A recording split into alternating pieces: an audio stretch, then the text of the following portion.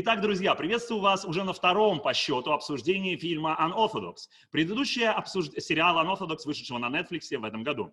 Предыдущее обсуждение продлилось 3,5 часа. Это ровно столько же, сколько идет 4 серии этого сериала. Вот. И наше сегодняшнее обсуждение появилось потому, что стало понятно, что просто мы не успели все, что надо обсудить, и нам не хватило времени, и нам не хватило возможности все интересные темы, которые мы считаем важными, поднять.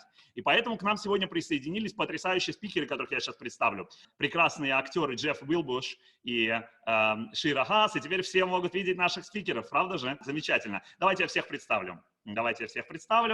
Итак, в порядке, в котором мы будем беседовать, мы начинаем с Срули Дрезднера. Срули родился в семье бобовских хасидов, в возрасте 24 лет покинул ультраортодоксальную среду, и с тех пор он музыкант, преподаватель еврейской музыки, и он баля симха, он человек, который может из любого события, из любого повода сделать радость. Такие люди нам особенно нужны в эпоху коронавируса, человек, который может из всего сделать радостный повод. Срули, I'm telling good things about you, so I'm just translating very, very shortly. That you are someone who can make a simcha of everything. And that's exactly what we need in the coronavirus epoch, right? So we need you. We really, really need you. Okay, and we need your perspective and someone whose roots are in the ultra-Orthodox Haredi world, so to say. Okay, fine, as I recall. Okay, so next goes Alpert, Майкл Альперт. Следующим представляем Майкла Альперта, полиглота, мультиинструменталиста, звезду и гуру клезмерского возрождения, начиная с 70-х годов и до наших дней. Обладателя премии National Heritage Award, очень престижной американской премии, которую может получить только человек, который всю жизнь посвятил тому, чтобы еврейскую культуру продвигать в массы и делать ее аутентичной, делать ее настоящей, делать ее вкусной. Майкл ездил в экспедиции, записывал настоящую идишскую культуру, а затем шел и преподавал ее. Много лет преподавал на Class Camp в Catskills, преподает много лет на фестивале Class Canada и других замечательных местах. А мы с Майклом познакомились 17 лет назад в Петербурге, если я правильно помню. Okay, Meish, welcome. You understood every word, I think, because you speak Russian even better than me. Okay, and let me actually introduce the friends of everyone speaking. Sruli is here with Lisa Meyer, who is also someone very special with an extreme ability to turn every crowd into singing, dancing, jumping people, notwithstanding the age and everything. And Michael is also with a friend. Michael, could you please introduce your friend? Это жена, не friend. Да. Even better. Жена должна быть friend. Да. То же самое. Да, то же самое, конечно, да. Да, это и френд, и жена, и эксперт по русской литературе, это доктор Эмили Файнер. Окей, с нами доктор Эмили Файнер, и френд, и жена, эксперт по русской литературе. Да, которая тоже понимает по-русски. Да. И прекрасно говорит, как мы поняли. Супер, тогда мы будем очень осторожны. И с нами Ева Лапскер, потрясающий хореограф, которая поставила сцену свадьбы в сериале Unorthodox, который все, я надеюсь, смотрели. Ева человек, который сделал очень много для того, чтобы эта сцена была аутентичной, для того, чтобы она была живой. Это одна из центральных сцен фильма, очень-очень реальная. Ева участвовала много раз в фестивале Yiddish Summer Weimar, Class Canada, Jewish Culture Festival Краков, училась в Ева, институте исследовательском Ева в Нью-Йорке. Вот. И она и как танцор, и как хореограф участвовала в производстве сериала Unorthodox. Ева, я не обманул? Шалом, все правду сказал? Абсолютно правда. Абсолютно. И давайте представим тоже друг, который муж, который тоже большой молодец, Дэниел Кан. Бард, скоморох, музыкант, сонграйтер, человек, который пишет песни. Невероятно креативный человек, который сначала вместе со своей группой Дэниел Кан and the Painting Bird, exactly? Painted. Okay. But painting sounds good too. Okay. Дэниел Кан и «Крашенная птица», значит, начинал свои эксперименты в области идишской культуры. Сегодня он уже выступал с огромным количеством звезд первой величины идишской культуры. И недавно он участвовал в мероприятии, которое называется The Third Online Yiddish Cultural Center. Right? Значит, мероприятие, которое было посвящено празднованию идишской культуры в эпоху коронавируса. И Дэниел также Батхан в сериале Unorthodox. Он на той самой свадьбе, которую поставила Ева, играет такого человека, который, собственно, зазывает, приглашает гостей и так далее. Как видите, у нас потрясающая звездная команда. Hi, Sruli. So let's talk about Unorthodox. First, have you already watched the whole series? I did. I actually watched it twice because I had to do this once before. Окей. Срули говорит, что уже 2 раза смотрел сериал. What do you actually think about the accuracy of the portrayal of unorthodox, ultra-orthodox Jewry in the series? Как ты думаешь, насколько четко, насколько достоверно показано ультраортодоксальное еврейство в сериале? So this is a conversation I've had now about a dozen times with different people, and I'm on the side that it's for the parts of what it's showing, that it was actually very accurate, or it rang very true to me, and it's a television production, so their characters are going to be a little two-dimensional. So I appreciate when people complain that it doesn't show exactly everybody in the full spectrum of life, but you can't do that in 4 hours. But for the most part, I found that many of the things rang true. And I'm not really talking about what happens in Berlin. That's its own story. But in terms of what it's portraying about the culture, I think is very accurate. And I thought it was also, unlike some people that I've spoken to, I thought it was very also sensitive, and it showed the community really as it is, both it's good and it's, from the outside perspective, it's good and it's bad, or the positive and the negative. So really, I will need a small window to translate for the audience, and then you can continue. Okay, that's fine?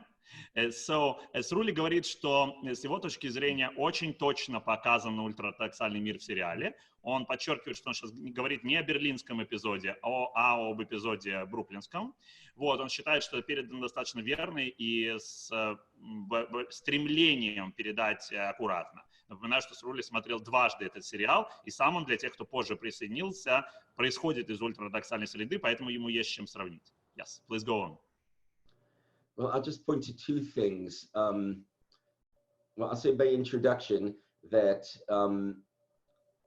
if you were to meet people from Williamsburg, it is likely that you will love half of them and hate half of them. And I think that that's what this production really captures. I thought that the portrayal of Yankee, the husband, the love interest, so to speak, was very sensitive and very accurate. And there are, let me just say this: every single character in the production felt true to me in some way, was realistic and a character that I know. Okay, let me just translate for the audience. Cool. Вильямсбург — это место, в котором каждый человек, которого ты встречаешь, ты его как бы полюбишь одновременно, возненавидишь одновременно. И чем больше ты там проводишь времени, ты, окей, согласен, не совсем точный перевод. Хорошо, Мешки, согласен. Что, давай попробую 2 раз, если у меня не получится 2 раза, то я подключу тебя. То ты как бы наполовину полюбишь и наполовину возненавидишь Вильямсбург. Я. Окей, хорошо. So I'm under watchful eyes from above. And goggles, right. Okay. И Срули говорит, что с его точки зрения, особенно то, как показан Янки, мужчина, в которого влюбляется Шира и который становится ее мужем, и потом позже как бы у них есть еще романтический эпизод.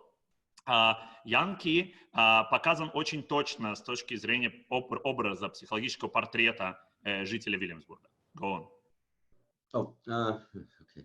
If you'd like to. I think two things that I would like to point to, and they're kind of related. You know, I love the opening scene with the broken eruv. Now, for people who don't know what an eruv is, it's in short a device that is important to an Orthodox Jewish community, and so and particularly on Shabbos. Well, it's meant for Shabbos, but on Shabbos, it's kind of it's a boundary. So it keeps you within that community because it kind of forces you to stay inside that. But it's a kind of boundary that's in your head, and so I thought that was a very good metaphor for the community, and something that rang very true. I think it happened at the end. I don't remember because the movie was so out of sequence. The production was so out of sequence, but at the end of the story, when Esti's mother is talking, I think to what's the name of the gangster? Moshe Lefkovich. When she's talking to Moshe, and she says, and he says that the community is so beautiful, and it's such a nice place to live, and she says, but I was suffocated by, she says, the rules and the gossip. And I think she's speaking English at that time. And Wait, he wants you to... Срули говорит, что та метафора, с которой начинается фильм, когда мы видим, что сломался эрув. И тут я сейчас собираюсь остановиться чуть-чуть, потому что я думаю, что важно, чтобы аудитория понимала, что такое эрув, что значит эрув сломался и так далее, иначе обсуждение наше будет иметь намного меньше смысла и ценности. Я, во-первых, хочу отослаться к тому, что Срули раньше сказал, что ему показалось, что Вильямсбург и ультраортодоксальный мир показаны очень достоверно. Те, которые с этим не согласны, не спешите уходить с обсуждения. Мы услышим другие точки зрения на это тоже. Мы поговорим о том, что именно имеется в виду, когда говорится, что показано достоверно. Если ваши любимые евреи, те евреи, которых вы хотели видеть, показаны недостаточно достоверно, не уходите от экранов. Мы поговорим о разнице между реальным и воображаемым, желаемым и действительным, настоящим и прошлым и будущим и так далее. Это я не перевожу с Рули сейчас, а комментирую важный кусочек из того, что он говорил до этого. Теперь я хочу объяснить, что такое сломанный эрув. Если вы живете в ультраортодоксальной общине, в принципе, если вы живете в ортодоксальной общине, то в шаббат, чтобы переносить предметы, вам нужен эрув.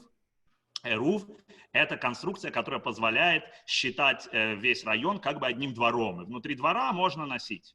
Соответственно, фильм начинается с того, что эрув сломался, значит, носить нельзя, значит, нельзя выйти с маленькими детьми, нельзя выйти с едой и так далее. И женщины толпятся в парадной, сказали бы у нас в Питере, или в подъезде этого самого здания, вот, и, надеюсь, Эмили оценила этот маленький диалектизм, вот, и обсуждают между собой, как им быть и что делать, и Срули говорит, что это очень сильная метафора, потому что ты одновременно как бы вроде как можешь выйти, а с другой стороны ты думаешь, что ты не можешь, и эти границы, они у тебя в голове.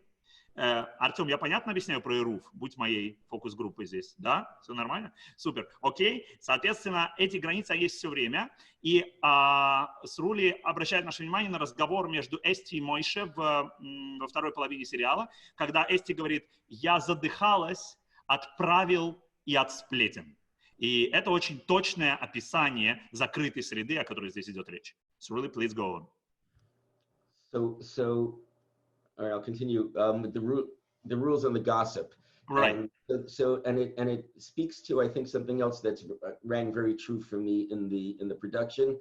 That so it's in contrast with, say, the Bubby hiding the music from her husband, right, from Zadie, and that she was listening to, right? So she would listen to classical music, and singers, but only in private. And I think that to me is also very true for the community, that you have you have external things, the way you dress, the shaving of the head, for example, which those kinds of things which are enforced through rules and gossip, but there's also very common for people to have a private life that's maybe not kosher in the community, but it remains hidden. And, you know, and that came up in different ways.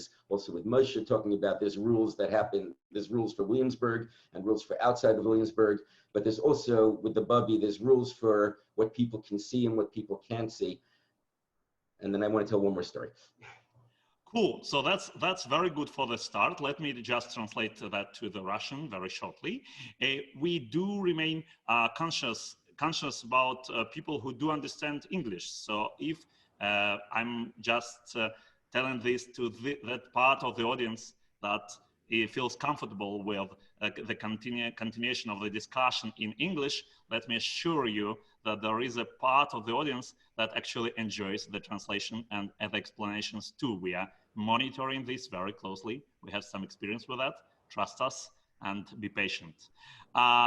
Друзья, Срули говорит, что эти ограничения, которые есть в Вильямсбурге и за пределами Вильямсбурга, они проявляются в частности в спорной фигуре бабушки, которая прячет музыку, она не дает слушать, не хочет, чтобы окружающие слышали, какую музыку она слушает, и ее дочь не хочет, чтобы окружающие слышали, какую музыку она слушает, потому что есть скрытое, то, что остается внутри дома, есть то, что для общественного потребления, и такие двойные, тройные, четверные стандарты, они постоянно присутствуют. Ты идешь на шидух, и нужно обязательно делать это в магазине, чтобы никто не видел, чтобы никто не понял. Накладываются дополнительные слои смысла, которые Эсти пытается расслоить и сделать проще, пока она не понимает, что это не становится для нее невозможно и невыносимо.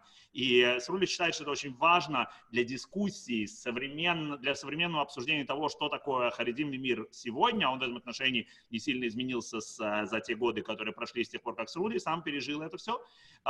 Очень важно понимать, что вот эта закрытость и это наличие огромного количества условностей, твоя необходимость постоянно оглядываться, что большой брат видит тебя и так далее, это очень-очень большая часть атмосферы, и она в фильме передана достаточно верно. Okay, let us ask some questions. Дорогие друзья, the questions that audience is sending in right now, спрашивают, is it really the professor Emily Finner from St. Andrews? I believe yes. So that's an extra. And this is the Daniel Kahn and the Lisa Meyer, if you want. Okay. Cool. So that's the good side of the coronavirus. It's actually a very, very rare thing that we are sitting at home with our loved ones and we have time to discuss important things. Окей, друзья, давайте ответим на вопросы, которые задаются. Ответим на вопросы, если серьезно теперь. Какие вопросы задали Срули? Правильно ли, что молодая пара героев живет в отдельной квартире? Действительно ли, что нью-йоркских ультраортодоксов не испортил квартирный вопрос? Андрей Шпирт. О, какой прекрасный вопрос. Срули, does it ring true to you that the young couple lives in a separate apartment? Is it true? How does it correspond to the actual real estate reality of Williamsburg? You know, I think I think it's close enough, certainly. And one of the things that I thought was also accurate are that the apartments are very clean, and the women take their role of cooking and cleaning very seriously. So I thought that was.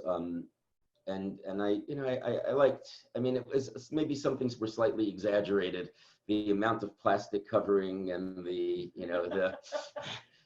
tinfoil. But it's also true that the silver gets covered in plastic bags, so it doesn't have to be polished all the time. And, but it's very important to have silver, but it's okay to keep it in the plastic bag. And,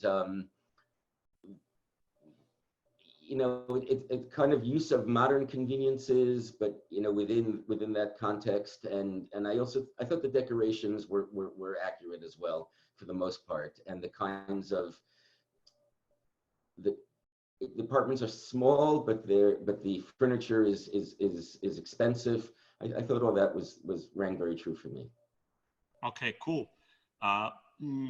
Отвечает Срули, он говорит, да, и все, что касается материальной составляющей, это очень-очень достоверно звучит и выглядит. И вот эта серебряная посуда, которая, тем не менее, лежит в пластиковых пакетах, вообще очень-очень много пластика. Вот, и мы все тут не одобряем, что так много пластика. Но это реальность Вильямсбурга. Вот, и эта реальность, она отражена достаточно точно, и то, что они живут в отдельной квартире, да, это вполне реальная вещь.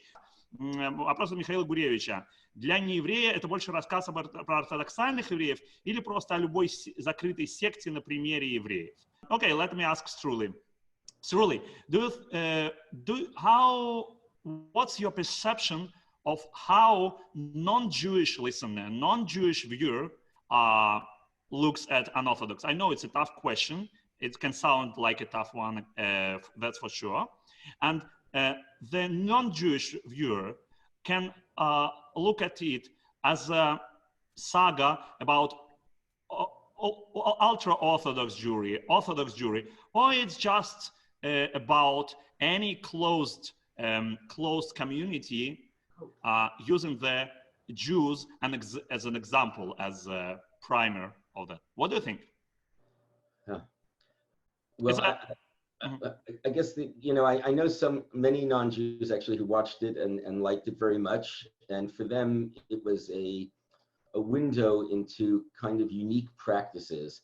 So on the one hand, like Lisa said, it's similar to other cults, but it's one with but there are kind of unique Jewish practices there. So it's illuminating. The only thing I really can speak to is that the Orthodox that I spoke to, they were very worried that it portrays the community in a way that's negative to the outside world. So that's a theme that kept coming up.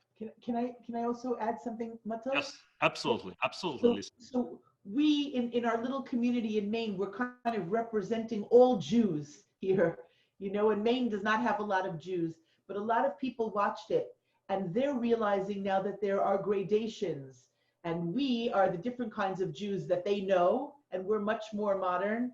And then they look at this and they almost think of it as a separate religion.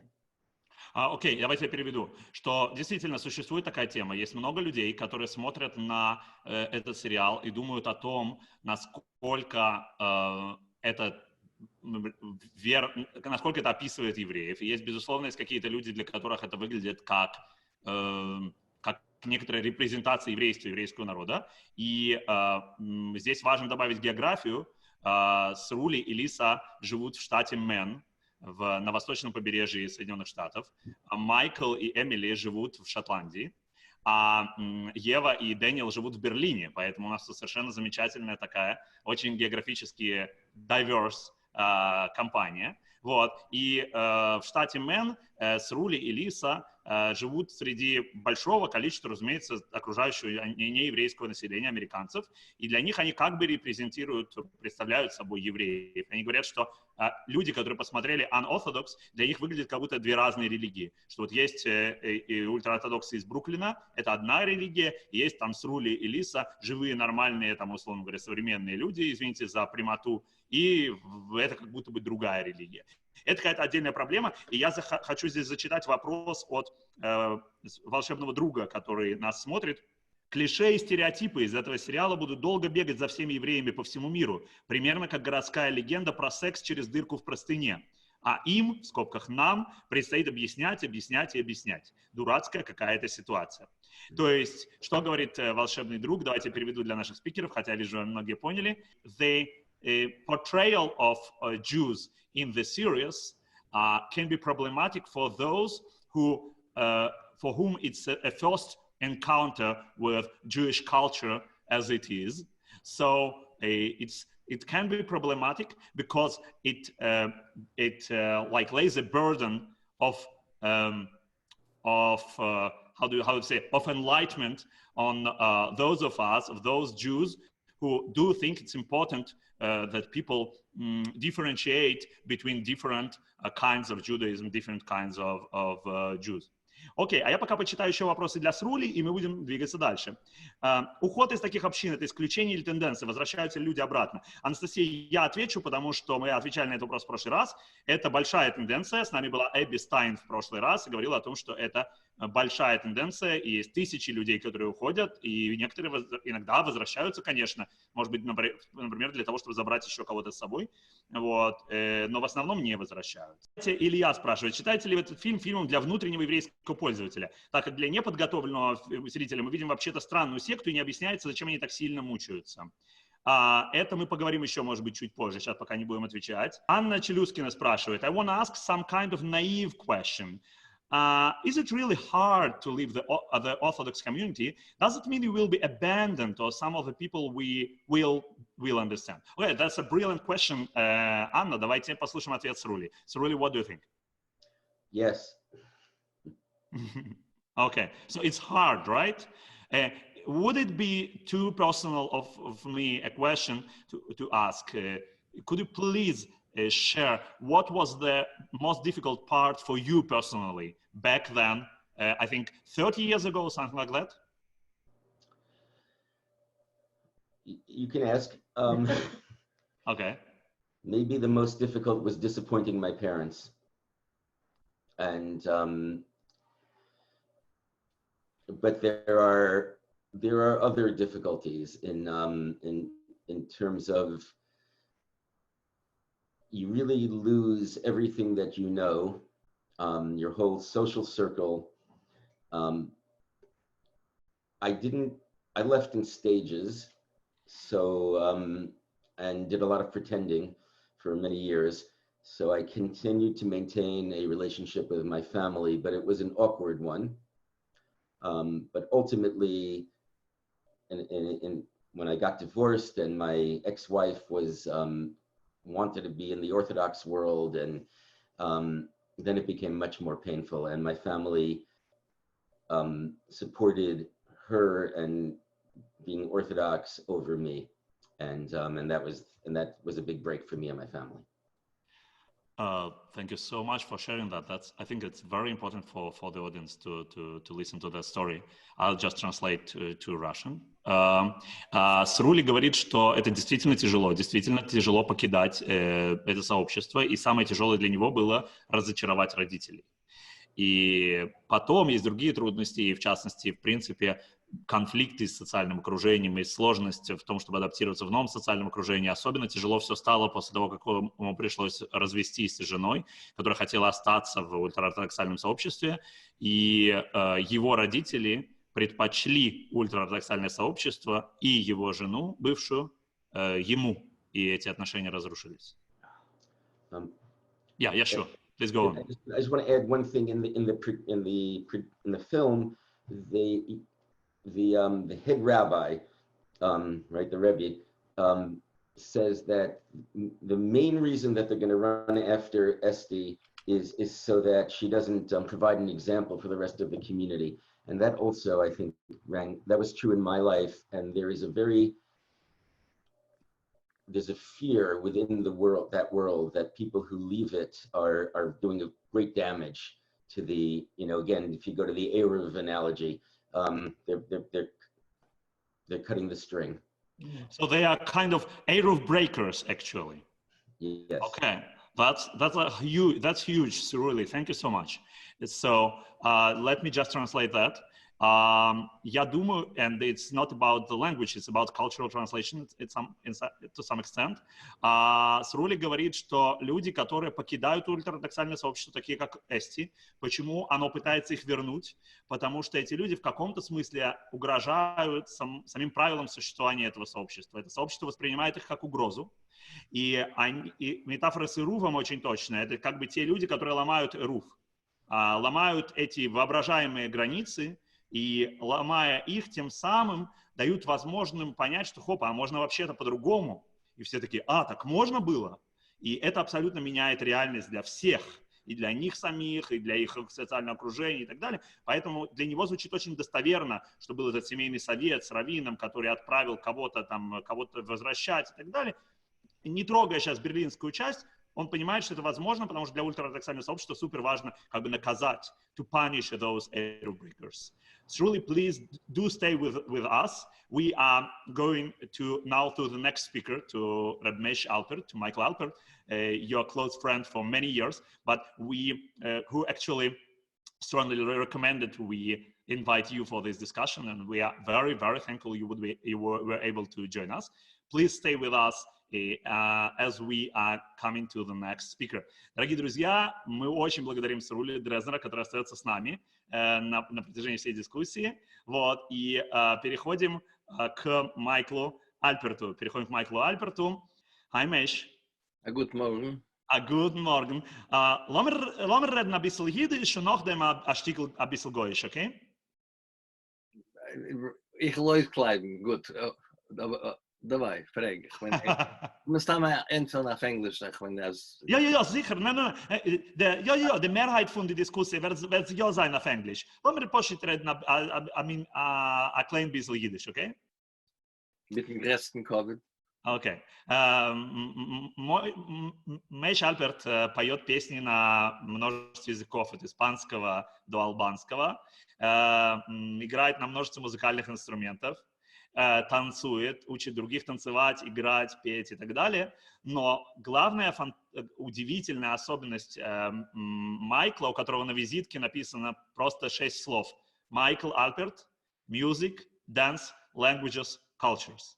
И это, собственно, описывает его. Это человек, который умеет строить мосты между культурами. Это человек, который умеет переводить с культуры на культуру. Это ровно такой человек, который нужен нам здесь сейчас для того, чтобы понять сериал Unorthodox. Поэтому, Мейше, lass mich dich fragen, eine Frage, vielleicht Kasche, was ist sehr, sehr allgemein. Und du kannst einfach auf Englisch arbeiten, die alle sollen verstehen. Aber ich will fragen auf Jiddisch.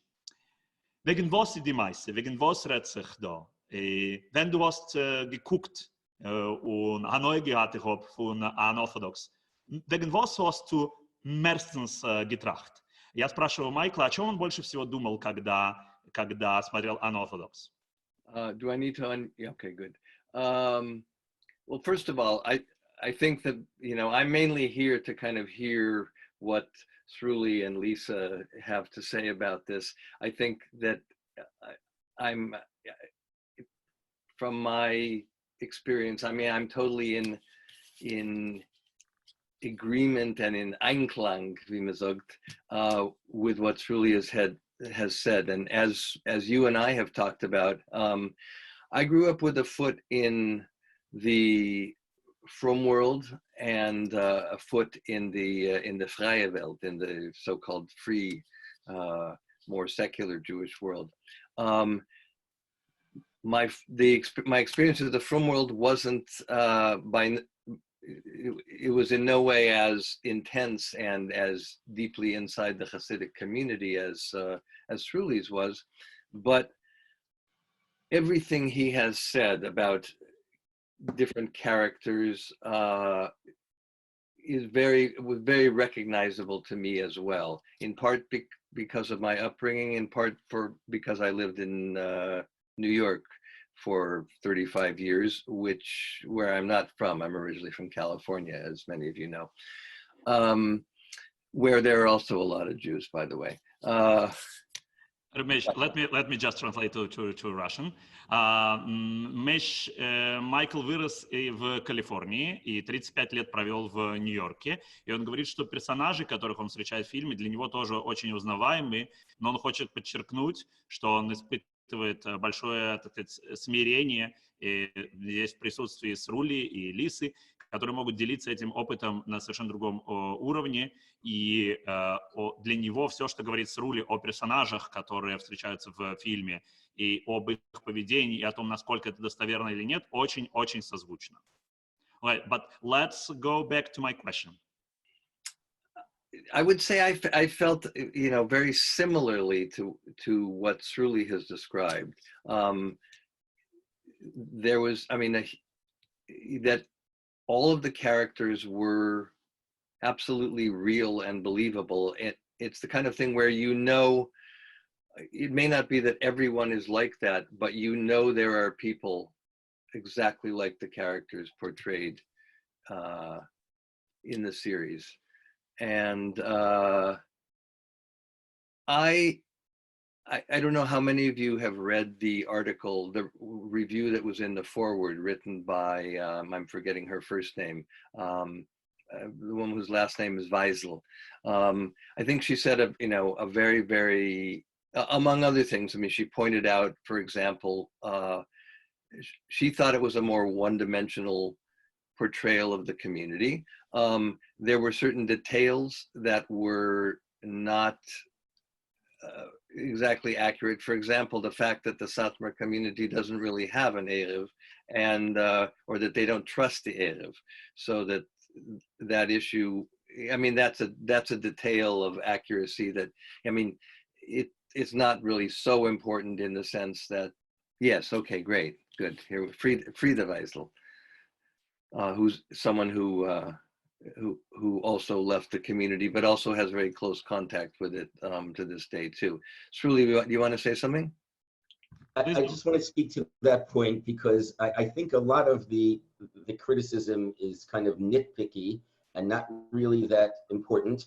And it's true that the Satmar community in Williamsburg doesn't have an Erev, but they do have one in Kiryas Yoel, and they have one in Yerushalayim in Jerusalem. And they had them in the old country. So it's not that they don't hold from the Erev. There's a technical reason that Brooklyn can't have one because they feel there's too many people. So the fact that they use, so I just think that's a nitpicky comment. Okay, let me just translate that. Because I think it's really important because of the Erev metaphor that you actually introduced. So, Майкл упомянул статью Фриды Визель, которая вышла в газете Forward, на сайте Forward по-английски, про то, что она сама выходит из сатмарской общины, и она видит недостатки. Я показал эту статью у себя на экране, потом можем прислать ссылку, кто захочет. Срули подчеркивает, что эта критика, которая звучит в этой статье, и вообще критика деталей, это очень детальная такая критика, которая касается мелочей, которая касается не сути, которая касается не настроения, которая касается не общего взгляда, а которая касается мелочей. Можно обсуждать, придерживаются или пользуются ли бруклинским ирувом сатмарские евреи. Это очень интересно, может быть, там небольшой группе людей. Но те явления, о которых говорит сериал, они намного более масштабные. И в том, что касается масштабных явлений, Срули может свидетельствовать и как бы использовать свою репутацию, свой авторитет, свою компетенцию для того, чтобы сказать, что да, это достоверно, несмотря на отдельные мелкие, возможно, неточности. We are getting back to Michael. May I ask you another question? As an interpreter of Yiddish culture, as someone who spent a lot of time, as I mentioned earlier, interpreting Yiddish culture and recreating it for the new age, what do you think of the new Yiddish culture in the film, and especially Daniel Kahn's Batchones and Yeva Lapsker's choreography, and notwithstanding of like personal friendship and just from the professional point of view, the new Yiddish culture that exists in the series, what do you think of it? Я переведу для всех. Новая идишская культура, которая начинает жить в сериале, и в частности, тот вклад, который внесли наши молодые друзья, до которых мы скоро дойдем сейчас. Что Майкл думает о ней? Что Майкл думает о том, как идишская культура современная, новая, созданная в сериале, как она выглядит, как она звучит? Let me say, first of all, that this was, I thought in general, the use of Yiddish and the accuracy of the Yiddish and the accuracy of pronunciation of Yiddish was by far the best Yiddish that I've ever heard in a film about the Hasidic and Orthodox world. And I mean, it not among other things, and this is very much in contrast, for example, to the Israeli series Shtisel. It was actual the kind of basic Hungarian Carpathian Yiddish that most of the Hasidic world speaks, and certainly the kind of Hasidim portrayed in Unorthodox. Просто переведу. Идиш, который звучит в сериале, Майкл подчеркивает, что он много слышал разных сериалов и фильмов и другой новой продукции, которая пытается использовать идиш. Он подчеркивает, что идиш звучит очень естественно, натурально. И это венгерский идиш, такой венгерский идиш, на котором разговаривает большая часть хасидского мира. И это звучит ему очень естественно и очень точно. Go on. And that includes the mixtures of Yiddish and English that are, which is the way people talk. in so many Hasidic communities today, at least in North America. И это включает mixtures of идиша и English, которые многие люди спикают сегодня именно таким образом. Да, точно, спикуют, да.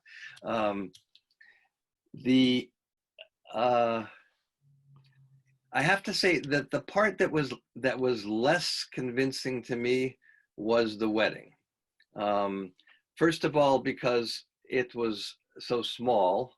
I would say it was the part of the film that had the most kind of, that contained the most of this kind of new and revitalized Yiddish culture that is for the most part, happening outside of Hasidic communities. I don't know, I'd be interested to what, particularly to what Sruli and then Dan and Yeva have to say about that too. I thought the Batchonis was great. The wedding felt like the most like a dramatization rather than a depiction, sort of an almost documentary depiction of reality. Okay, let me translate. Майкл говорит, что часть, которая была для него наименее убедительна, он говорит, что часть, которая для него была наименее убедительна, это как раз свадьба. Она ему показалась чуть меньше, чем была бы привычная нам хасидская свадьба. Показалось, что Батхонос были очень удачными. Батхан — это человек, который поет разные куплеты на свадьбе.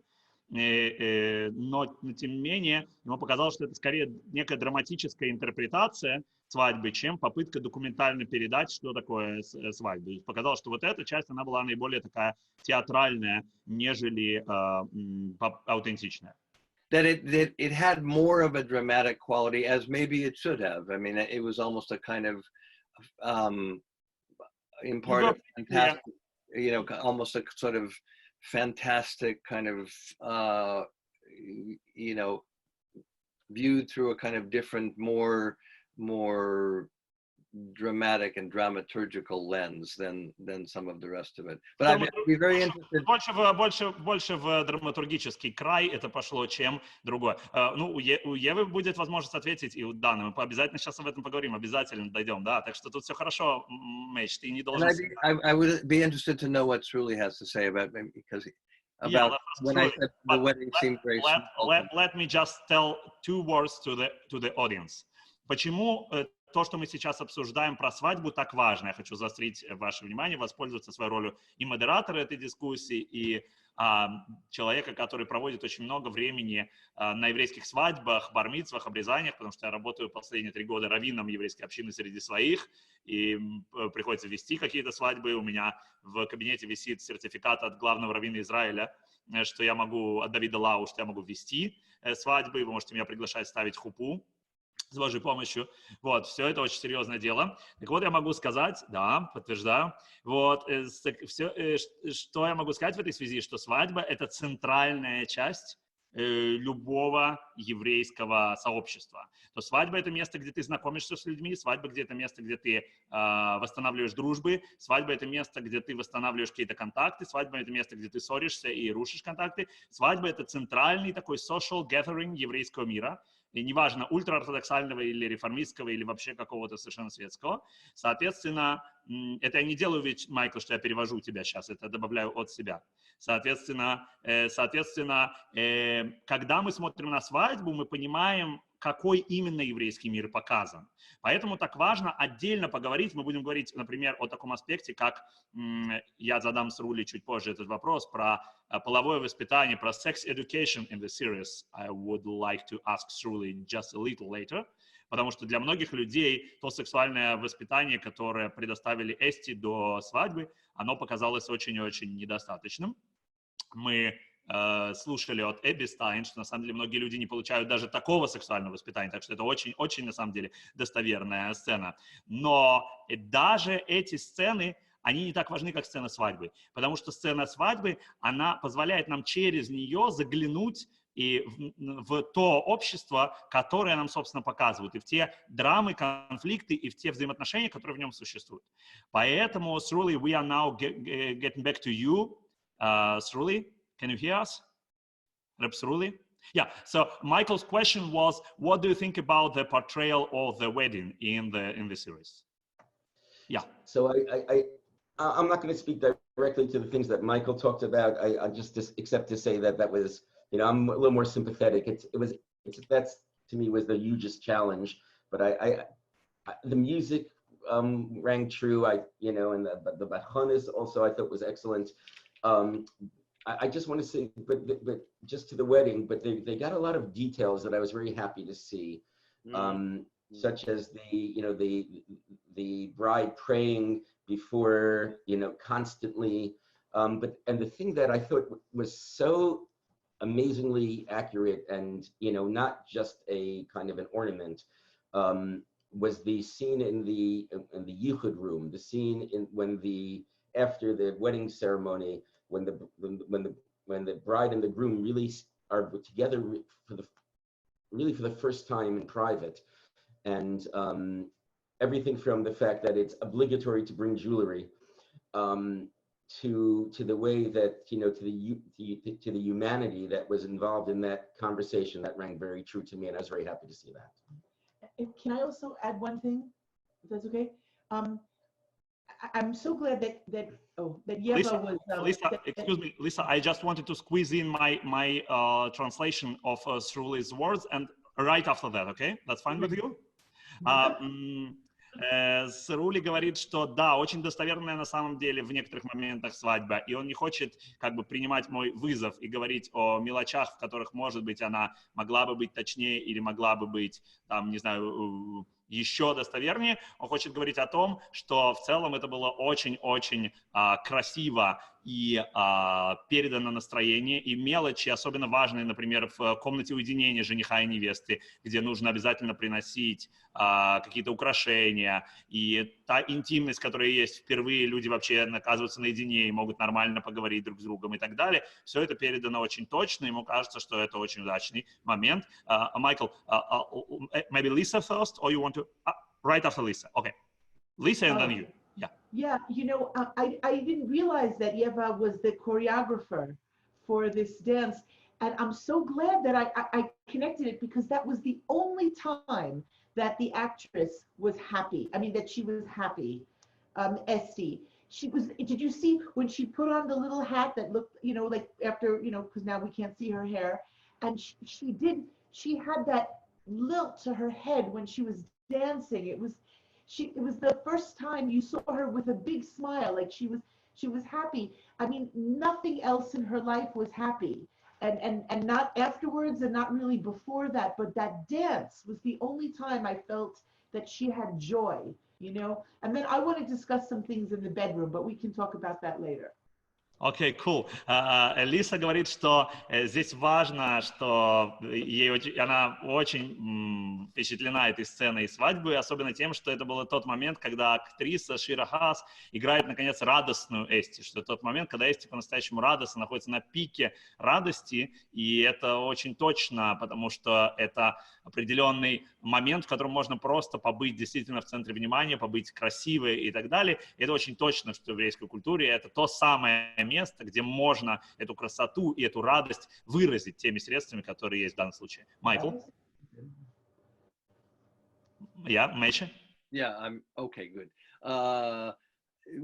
Just the question I'd asked before was, I mean, I was, Sruli, what did you think of when I said the wedding seemed small? Is that really a kind of a class thing, whereas, you know, wealthier weddings are bigger, you know, Я переведу только вопрос Майкла. Он спрашивает по поводу размера свадьбы. Согласен ли Срули, что свадьба действительно кажется слишком маленькой? Это, может быть, касается просто социального статуса семьи. Пожалуйста, дай комментарий, Срули. Ага.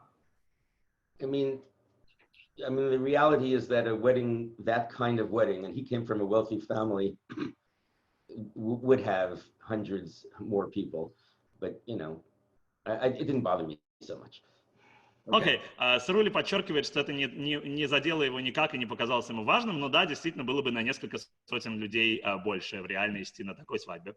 Окей. We are now getting back to the questions from the audience. We haven't forgotten you, guys. We are now going to answer some of your questions. We are not promising we will answer everything, but we will do our best. Друзья, мы сейчас попробуем поотвечать на несколько вопросов. А вопрос к Раву Мотлу. Рав Мотл, хотели ли бы вы жить в аналогичной общине в Бруклине, несмотря на то, что выросли в другой среде? Времена не выбирают, в них живут и умирают. Как бы я готов существовать в любой среде и действовать по обстоятельствам, что, собственно, и делают эсти и янки. Существует ли комьюнити бывших ортодоксов? Да, Михаил Гуревич, прекрасный вопрос. Существует куча комьюнити бывших ортодоксов. Мы выводили на экран картинку, где показаны разные книжки про это. Люди делают некоммерческие организации, которые поддерживают бывших выходцев из ультраортодоксальной среды. Люди собираются вместе на какие-то форумы, интернет-форумы, события. Возможно, сейчас существует какое-то зум-обсуждение тайное бывших ультраортодоксов, которые обсуждают, как на самом деле, насколько точен этот фильм. Более того, возможно, вы на нем сейчас присутствуете. Так.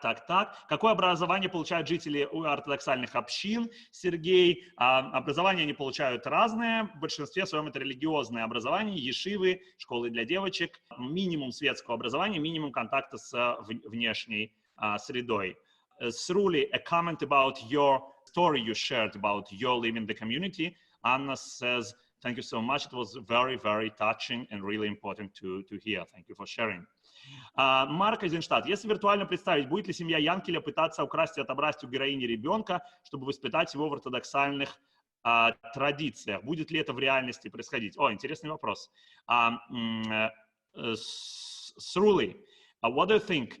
Would it be possible in the reality that Yankee's family would try to kidnap Esti's child to give him or her the proper ultra-orthodox chinuch? It was my reality, so yes, it's very true. Это ровно то, что со мной произошло, поэтому да. Окей. Thank you.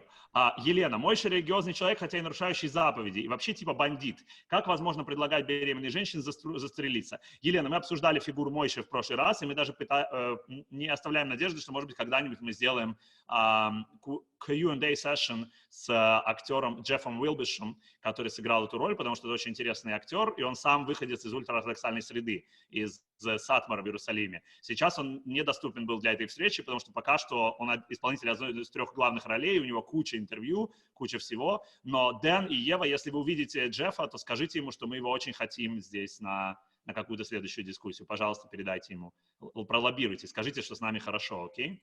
Вот, и спросим Джеффа об этом. Окей.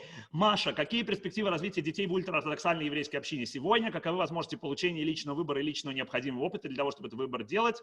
Вопрос, наверное, прежде всего к Мотлу, но других тоже будет интересно послушать. Так пишет Маша. Не знаю, почему ко мне, но я с удовольствием отвечу. Ультраортодоксальная община – это не монолит. Мы говорили в прошлый раз о том, что есть, я понимаю, что не все были в прошлый раз, поэтому с удовольствием повторяю, что есть некий континуум между еврейством очень открытым и еврейством очень закрытым. И все остановки по дороге тоже возможны. Соответственно, в ультраортодоксальной еврейской общине сегодня еврейский ребенок может получить как теплое, нормальное, семейное, здоровое воспитание с кучей эмпатии и даже половой грамотностью и так далее, так и крайне сложный экспириенс, который он будет пытаться преодолевать всю жизнь. Поэтому это выбор конкретных родителей, это все равно в конечном счете выбор конкретных людей. И для меня это одна из тем фильма. Ты выбираешь это. Реально, как в песне Висбора. Каждый выбирает для себя женщину, религию, дорогу. В самом буквальном смысле слова это ровно то, что происходит с нами. Окей? И это, на самом деле, будет вопрос мой к Майклу Альперту. Я попрошу его тоже поделиться немного личной историей выбора своего собственного еврейства и своего собственного пути. Про то, как ты понял, что ты хочешь быть именно таким евреем, как ты сегодня являешься. Это будет мой вопрос следующий к тебе. Яна Нафталиева. Do you think they will actually come back for Esti and her baby, or Yankee's brother was just threatening her in the end? Is this how escapes usually end? We answered that, yes, they would probably come back. maybe not so brutally, but yes, yeah. Если взять всех евреев нашей вселенной, то какая часть из них ультраортодоксы? Как происходит взаимодействие светских ультрарелигиозных представителей еврейского сообщества? Артем, найди нам, пожалуйста, статистику и пришли в чат. Ультраортодоксы в Израиле, в Америке, какую часть населения составляют? Сейчас Артем пришлет в чат для Ксении. Действительно очень интересный вопрос. Тоже Ксения. Хочется понять причину налагаемых ограничений на мужчин и особенно на женщин в ультраордоксальном обществе. Давайте попробуем в этом поразбираться. Хорошо, чуть позже ответим. Эстер, вы будете выбирать, отвечать на все вопросы или только на те, которые выбираете? Эстер, только на те, которые выбираем. Спасибо за ваш вопрос. Как видите, мы на него ответили. Анастасия, община не поощряет путешествия без религиозного контекста? Если да, то потому что это может соблазнить на еду более свободную жизнь? Oh, that's actually a question I would love to ask Sruli. Sruli, about travel in ultra-Orthodox world. Are we right that the community actually disencourages people to travel outside the community to get to know the world? So, and the situation that a person could grow up not knowing anything about the world, the outside world, not just culturally, but just like physically, geographically, and everything. Does it ring true to you? And does it stay the same as of now?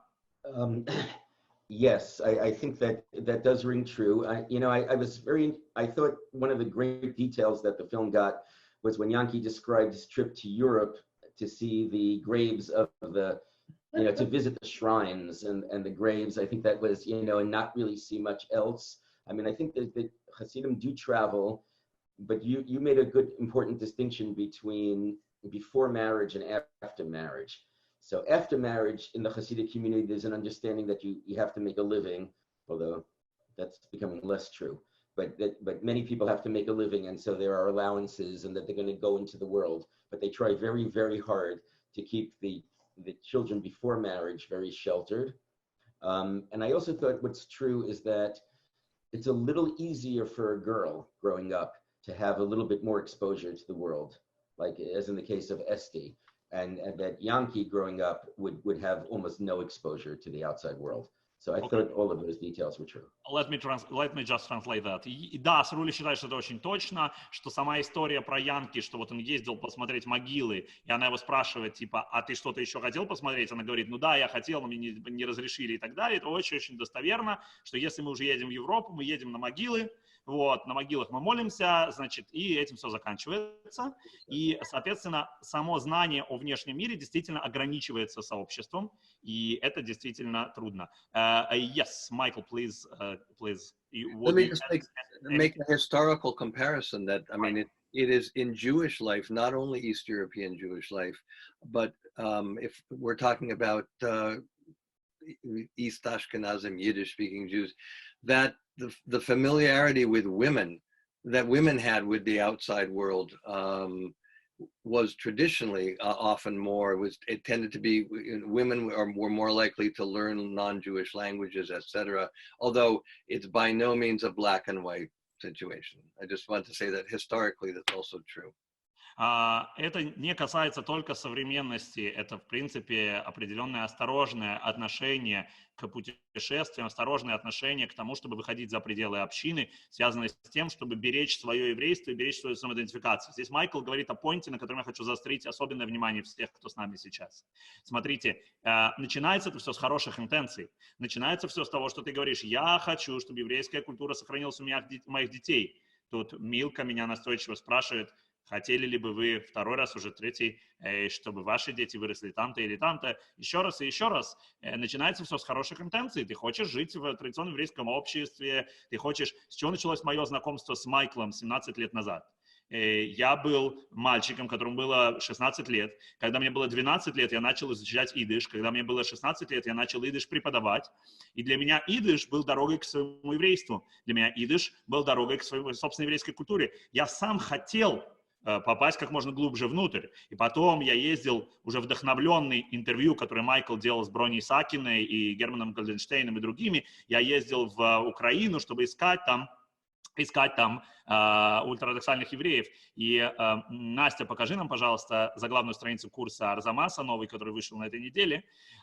И мой учитель Валерий Дымшиц, наш с Майклом общий друг, вот, он возил меня туда еще ребенком и говорил, что вот, смотрите, ребята, вот это места, в которых жила еврейская культура традиционная. Вам надо это знать, потому что было 70 лет советской власти, вы не могли напрямую унаследовать еврейскую культуру от своих бабушек и дедушек. Давайте посмотрим, что было до войны, давайте посмотрим, что было, когда существовала традиционная еврейская культура в Европе, и тогда вы сможете что-то понять про то, что вам делать сейчас со своим еврейством.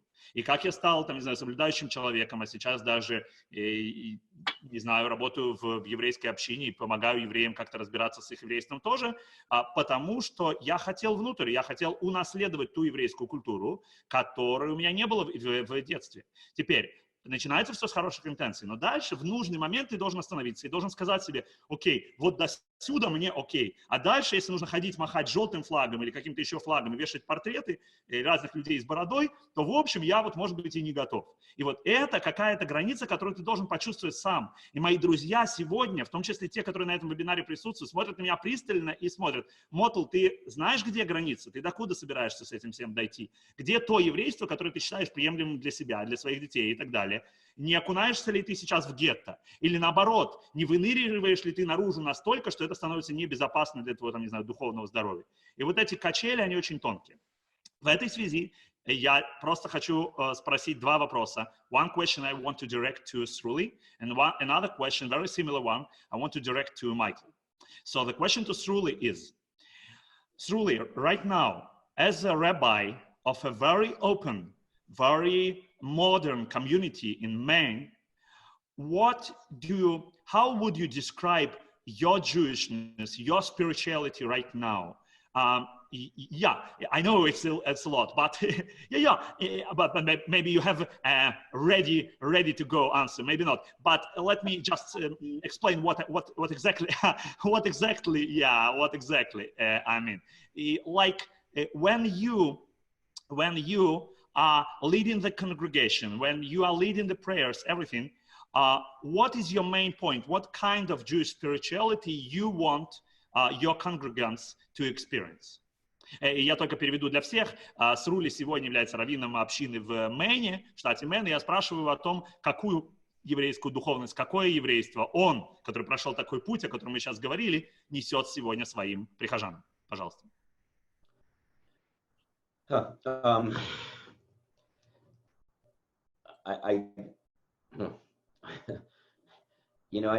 I do think that there's a lot of beauty in Judaism, and I also think there's a lot of beauty in ultra-Orthodox or Haredi or Hasidic Judaism as well. I try actually, maybe uniquely, to bring among liberal or progressive rabbis, to bring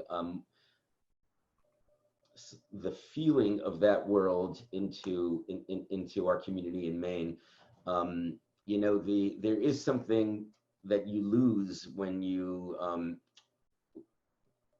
the knowledge base and the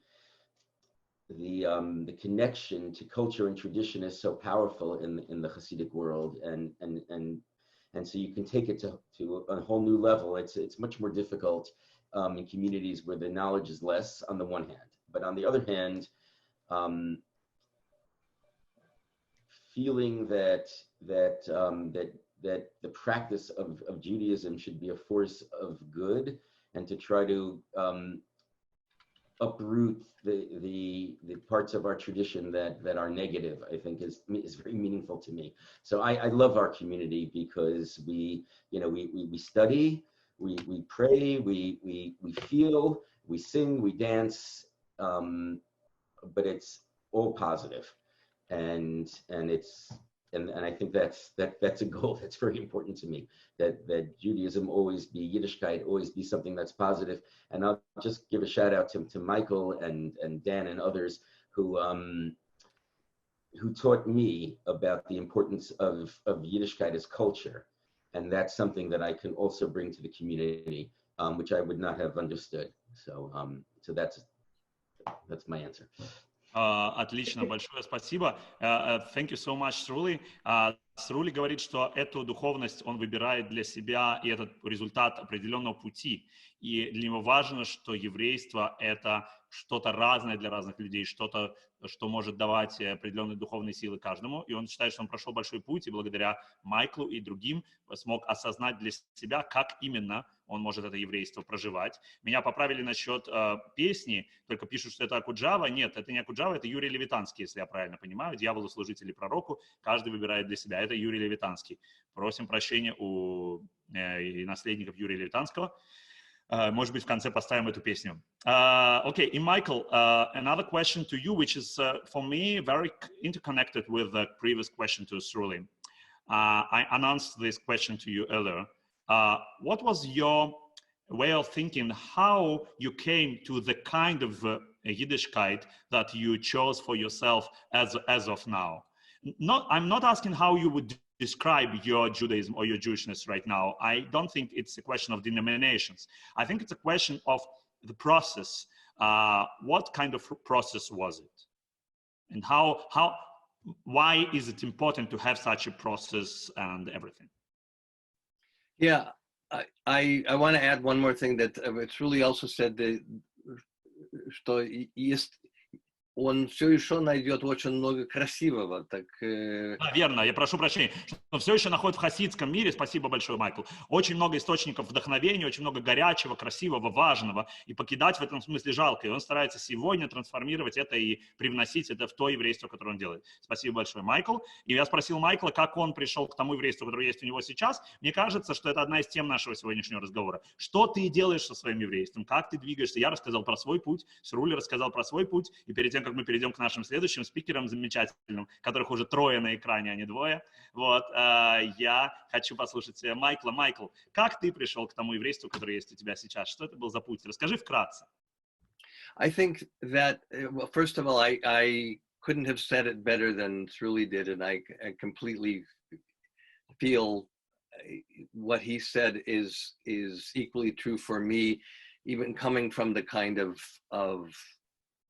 both of traditional Jewishness that I do, and as I mean, Sruli and I have, and Lisa and I have talked about that this for years. But I mean, I come from a Chabad family, but as I often point out, it was Chabad before Chabad. It's old time, pre-revolutionary Chabad, pre-1917. It was before Chabad was a multinational, became a multinational corporation. And but I feel very much the way that Sruli does. How I came to it, it's where I am now is very much has been a process of integrating the different parts of me, and that this is a process that continues to this day, integrating the different parts of me that are rooted in traditional Yiddishkeit, in progressive Yiddishkeit of what some people, I don't like the term secular particularly, and that, but it also, I mean, it draws from all of my life experience, which includes being a North American, an American, a Californian, someone who grew up very much, and this is probably most, very, very important in this, is the fact that for me, Yiddishkeit was always connected with nature and the natural world. My family, my father's family especially, they were rural Jews, they weren't city Jews. To me, growing up fishing, cutting down trees and chopping wood, and I know every forest experiences in the mountains by lakes and rivers and so forth are very much an important part of my Yiddishkeit, of my Jewish identity as well. And this was all very, interconnected with Yiddish and with Russian and the different languages and music that I grew up with. So, but you want to translate so far? Yeah, absolutely. I would love to. Thank you. So, Майкл говорит, что его еврейство, оно связано с Хабадом, тем Хабадом, который был до революции, до войны, тем Хабадом, который до того, как Хабад стал транснациональной корпорацией, как Coca-Cola и Макдональдс. Вот. И, соответственно, для Майкла важно очень, что его еврейство всегда было связано с природой. Для него также важно, что он вырос в Калифорнии, в Лос-Анджелесе. Это тоже сыграло свою роль. Соответственно, в этом еврействе его присутствует микс и присутствует след каждого из этих влияний. Go on. Yeah, and what I also want to underscore about what Sruli said, where I'm totally, on the same wavelength, and I mean, he and I and a number of us are really part of a certain circle of people, and which is much wider than just that, where my feeling, and I would, our feeling as regards our approach to Yiddishkeit now, involves, we're very much, we connect very much to the beauty that in traditional Yiddishkeit that Sruli spoke about. At the same time, there are lots of things that we consider, if I can speak for us, I'll just speak for myself. There are a lot of things I feel that are outdated paradigms. I guess that's an expression we often use, and that it's time to. You don't use that expression, or whatever. That are things that we could and ought to move beyond in Jewishness, and as a way of making it a more contemporary expression, and one that doesn't try to live as if as if it were 100 years ago, 300 years ago, 500 years ago, 4,000 years ago, etc. Okay. So, для Майкла важно, что еврейская культура должна быть адекватна тому времени, в котором ты находишься. И ты, с одной стороны, несешь тот багаж, который ты принес с собой, но с другой стороны, и, друзья, сейчас мы будем в этой связи переходить снова к вопросам и переходить к обсуждению конкретных сцен фильма. Мы к этому уже очень готовы.